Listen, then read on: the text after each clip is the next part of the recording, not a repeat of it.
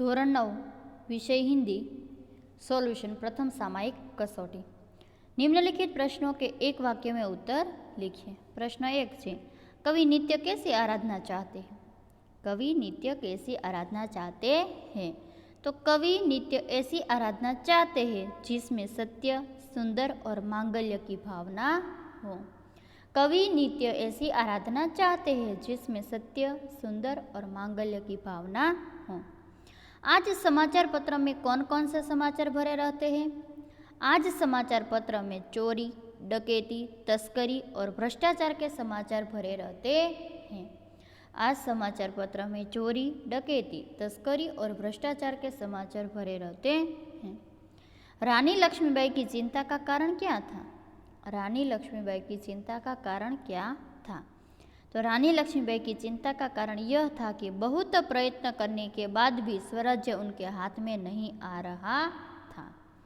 रानी लक्ष्मीबाई की चिंता का कारण यह था कि बहुत प्रयत्न करने के बाद भी स्वराज्य उनके हाथ में नहीं आ रहा था।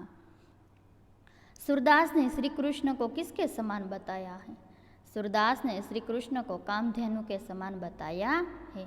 सूरदास ने श्री कृष्ण को कामधेनु के समान बताया है।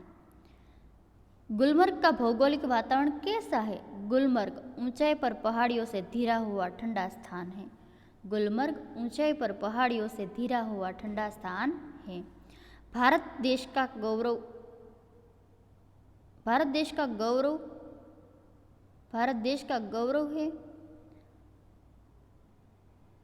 का क्या गौरव है? तो भारत भूलोक का गौरव है। भारत का गौरव क्या है? अथवा तो भूलोक का गौरव। धन संपत्ति किस लिए? धन संपत्ति परोपकार के लिए है।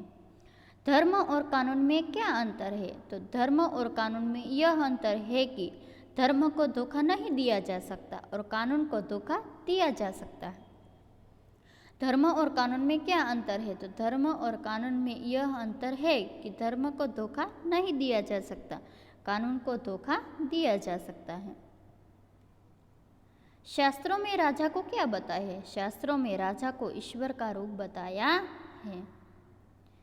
सामान्यतः लेखक को कौन कौन सी बीमारियां रहती? सामान्यतः लेखक को जुकाम, बुखार, खांसी, सिर दर्द आदि बीमारियां रहती थी। सामान्यतः लेखक को जुकाम, बुखार, खांसी, सिर दर्द आदि बीमारियां रहती थी। आर्यों किन किन विषयों में आचार्य थे? आर्यों किन किन विषयों में आचार्य थे? आर्य सभी तरह की विद्याओं तथा कला कौशल्य में आचार्य थे।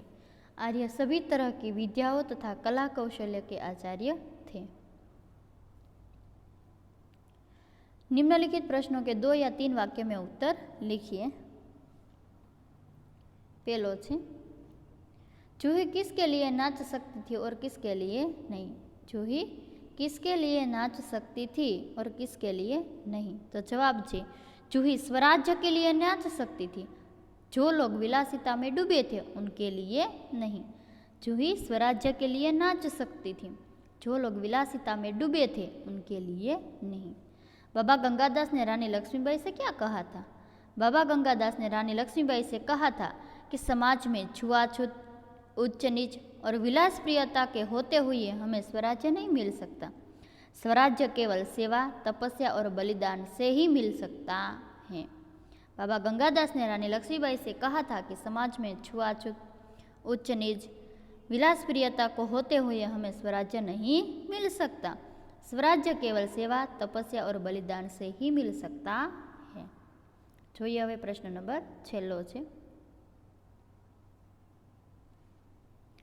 निम्नलिखित प्रश्नों के सविस्तार उत्तर लिखिए। पहलो प्रश्न है कि बालक श्री कृष्ण के स्वरूप का वर्णन कीजिए। बालक श्री कृष्ण की मूर्ति बड़ी मनोहर है। वे अपने हाथों में मक्खन लिए घुटनों के बल पर चल रहे हैं। उनके मुंह में मक्खन लगा हुआ है। उनके गाल सुंदर और आंख चंचल है। उनके माथे पर गोरोचन का तिलक लगा हुआ है। उनकी लटें मदमस्त भोरों जैसी सुंदर लग रही है। वे अपने गले में कठुला माला पहने हुए। જોઈએ ફરીવાર। बालक श्री कृष्ण की मूर्ति बड़ी मनोहर है। वे अपने हाथों में मक्खन लिए घुटनों के बल पर चल रहे हैं। उनके मुंह में मक्खन लगा हुआ है। उनके गाल सुंदर, आंखें संचल है, उनके माथे पर गोरोचन का तिलक लगा हुआ है, उनकी लटें मदमस्त भौरों जैसी सुंदर लग रही है, वे अपने गले में कठुला की माला पहने हुए हैं। इस प्रकार श्री कृष्ण की छवि अत्यंत मनमोहक है। बीजो जोए, प्रियोदा की टोली कौन कौन से सेवा कार्य करती है? तो प्रियोदा की टोली सेवाभावी लड़कों का दल है। टोली हर रविवार को सुबह सन्यासी आश्रम के लिए मुठिया वसूलती थी। इसके लिए कस्बे के मोहल्ले में जाना पड़ता था। स्कूल का कोई छात्र या शिक्षक बीमार पड़ा तो प्रियोदा टोली उसके घर पहुंच जाती थी। टोली के सदस्य रोगी के पूरी तरह स्वस्थ हो जाने तक उसकी सेवा करते थे। हैजा जैसी बीमारियों में यह टोली लोगों के लिए वरदान बन जाती थी।